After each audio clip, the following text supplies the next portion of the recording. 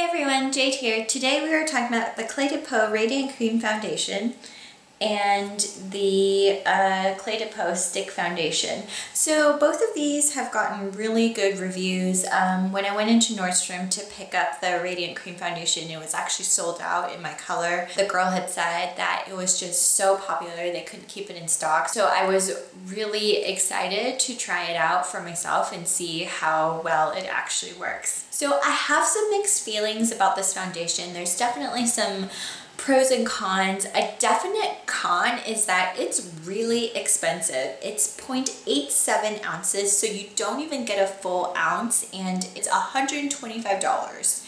Yes, $125. And I think this is like the most expensive foundation I've ever purchased. It's even more expensive than the More Pacific, which I love, and even more expensive than the Tom Ford, which I love. So for me to spend $125 on something like this and not quite love it is kind of a lot. Okay, so where to begin?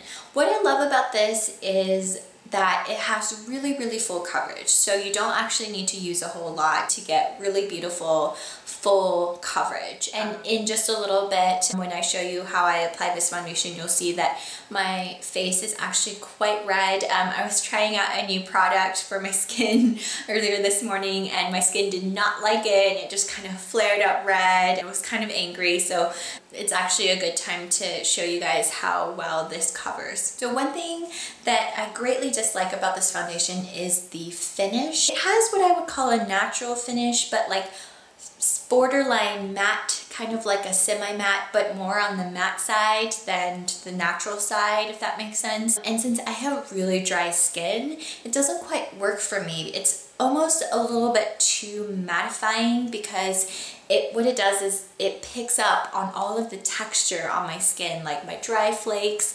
I don't have that much texture on my skin in terms of like fine lines and aging, but it definitely still picks up on that little bit of like, you know, fine lines that I have, and I feel like it kind of magnifies it just because it's just kind of more on the matte side.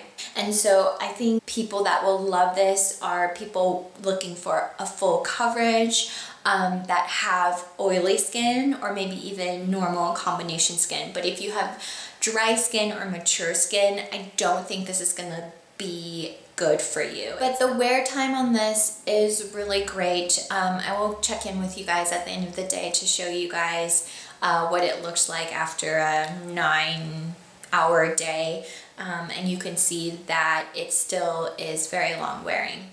In terms of the concealer, everybody raves about this concealer, and I do love it. I do tend to reach for it a lot, but also this concealer is stupid expensive. You get 0.17 of an ounce, and I believe it's $70. And it's a tube concealer, as you can see.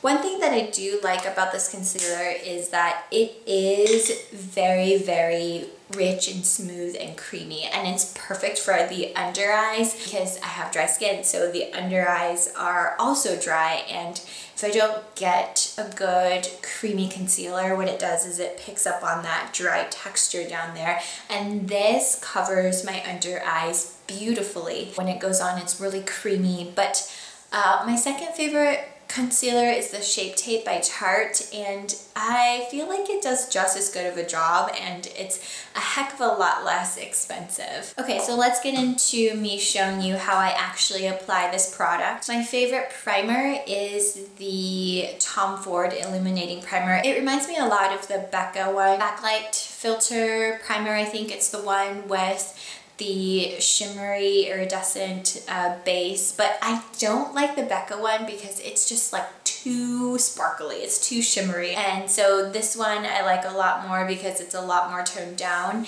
And when I wear the Cle de Peau foundation, I always wear the Tom Ford base underneath, because I feel like the little bit of glow and shimmer that it gives me kind of offsets the mattifyingness a little bit. It makes it look a little bit dewier, and it makes it look a little bit better in terms of texture.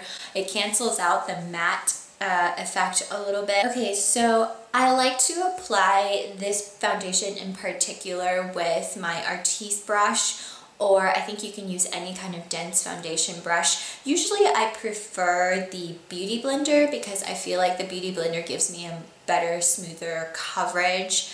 But this foundation is just a little bit on the liquidy side. It's not any more or less liquidy than normal liquid foundations, but the Beauty Blender just soaks up too much of it, and when you're paying $125, you want it to last, right? And so I'm using the Artiste 7 to go all over my face, and you can see here that it is like super awesome coverage. You just do one layer and it's already covering really well. And then I just go in again a little bit with the Oval 6 just on the cheeks to give it a little bit more coverage, and that's really all I need. Just one layer all over my face and then just a little bit more on my cheeks where I need it for the redness. Okay, so here's a close-up in my studio lighting. You can kind of see what it looks like up close, but you can definitely pick out the texture, right? It's just a little too mattifying, if you know what I mean. Okay, next let's talk about the concealer. So I'm gonna put the Cle de Peau concealer on one side and I'm going to put the Shape Tape on the other side. And I will show you that they both blend out beautifully. You know, you really can't tell the difference between one side and the other. What I will say is that I do prefer to reach for the Cle de Peau one on days where I need to get ready quickly, because it is hassle-free, it's mess-free, because it's a cream foundation, it goes on smooth, you can just glide it on, dab it, and go. The Shape Tape, it is a little bit of extra work because I like to kind of pat it around and spread it around first a little bit and then Beauty Blender it out to make it smooth. But you can see at the end of the day, the result is the same. You can't really tell the difference. Both cover beautifully, and I just don't think it's worth the price. Okay, and here, let me take you outside to my backyard into the natural light, and you can see what you think of it in this lighting. Like I said, you can see all of the texture on my face.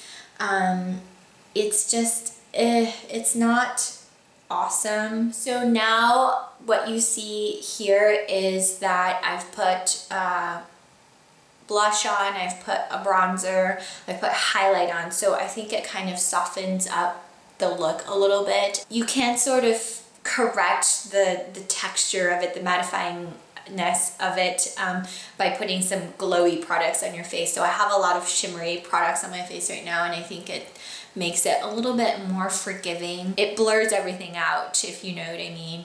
But like I said, for the price, I want to love it. It has, like, if I'm gonna pay that much money, it has to be like the most amazing, beautiful, flawless thing I've ever put on my face, and my face looks like it was photoshopped, that I just stepped off the cover of Vogue, you know, and it definitely does not give me that. So I will not be purchasing either one of these products again, even though they are pretty good. I will say though that I did like this product a lot more in the summertime, because I purchased it a couple months ago when it was still summertime, and now we're in the winter months, and I think what's changed is my skin. You know, I'm a little bit more dry in the winter time. It looked better on me in the summer, which is why I say it's probably not good for dry skin people, but good for oily combination skin. Okay, great. So I will just check in with you guys later at the end of the night to show you sort of how the foundation wore. Hey guys, so I'm about to go to bed. I've had this on for about 8 hours. It still looks really beautiful. I don't know if you can tell, but my forehead right here gets a little bit oily, and so I feel like it's worn a bit on my forehead, and maybe like a little bit of red is peeking through more on my cheeks, but overall the coverage is really, really good. I will say that since I do have dry skin, I find that foundations don't usually slide around on me, and they stay pretty well on my face. So I don't know, like maybe for oily skin people it might fade a little bit more like it did on my forehead, but even my forehead looks pretty good. Yeah, so definitely pretty long-lasting foundation, I would say. Thank you for joining me today. I hope you enjoyed my review of the Cle de Peau foundation and the concealer. If you've been curious about it, I would say save your money. There are better products out there. I really, really wanted to love this product because it got such good reviews, but it's just not for me personally. Thank you for watching. Hit like and subscribe before you go, and I will see you guys next time. Thanks, bye!